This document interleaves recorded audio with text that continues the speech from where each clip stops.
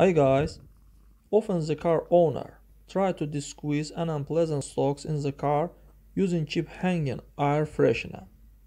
However, the action of this air freshener, yes, a different freshener smell will appear, but it will not eliminate the problem.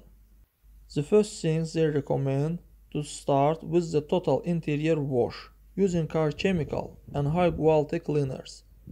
After that, the same total dry to the cabin. It often happens that during cleaning it's found tracks of garbage being taken out, a dry stain, or food forgotten in the pocket of the chair.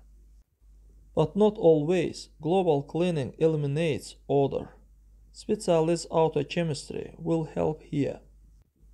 The best remedy for unpleasant odors is aroma candles. Just place it in cap, holder, or an old shelf in the trunk. In just a couple of days, several of these candles are able to completely absorb unpleasant odor left over from previous owner.